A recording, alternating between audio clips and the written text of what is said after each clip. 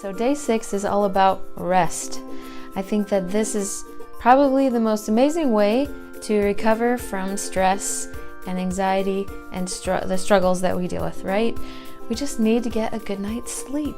I think one of the problems is that instead of just resting, we default to pushing through the fatigue, taking stimulants, or just doing something else to distract ourselves when we feel tired instead of just resting. But there are so many benefits to just taking a nap or getting a good night's sleep. It helps improve your memory, it helps to reduce the stress, it helps balance out your hormones, and there are a lot of great ways to get a good night's sleep.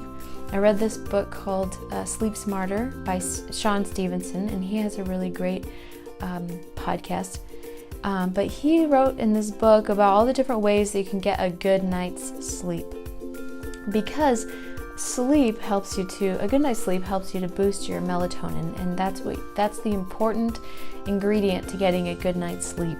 And ways to help your melatonin is to, first of all, get up earlier and get some sunlight. And that's a really good way to start your day and start your body waking up so that you're ready for sleeping at night.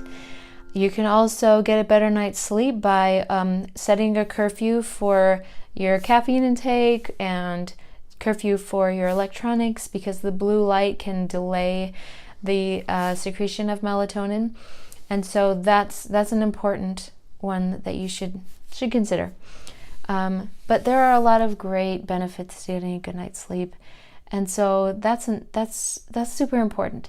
And I think that as parents, like right now for Michael and I, we kind of struggle with this one because we have 4 kids that like to come into our bed at night, and they like to cuddle, and they have bad dreams, and they want to be comforted. And so getting a good night's sleep can be really challenging. But that's why I'm doing this challenge. I do challenge you to try to get a good night's sleep and try and figure out ways to help yourself to get better rest, like clearing clutter out of your room and all the electronics. Don't have a TV in your room. It's distracting. It keeps you up later. Establish what Sean Stevenson says, an oasis in your bedroom where you can have good lighting. You can put I have this salt lamp that supposedly helps to reduce the ions in your air, that helps you get better sleep. And you could put plants in your room that support better sleep, like lavender and jasmine and things like that. You can put ambient sounds in your room. That's something that we really like to do. We have Bluetooth speakers in our rooms so that we can play sounds from an app that are very soothing, and it's like white noise, so that you can get better sleep.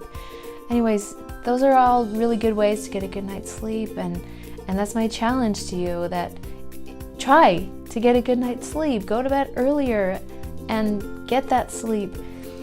And then throughout the day, like if you have that problem like I have with your kids waking you up in the night all the time, recognize your need to rest when you feel stressed out or when you feel frustrated or overwhelmed, is that maybe you just need a nap. So give it a try. Thanks again for following along.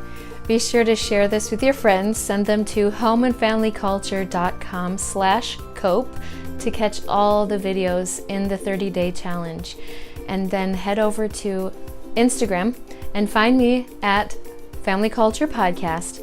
Tag me in your stories and tell me about how this series is making an impact on you. Tell me how this particular coping strategy is impacting you, and tag me and use the hashtag #FamilyCopingSkills. Thank you so much for following along. You can also email me if you have questions or insights or anything you want to share at jody@homeandfamilyculture.com. Thank you so much.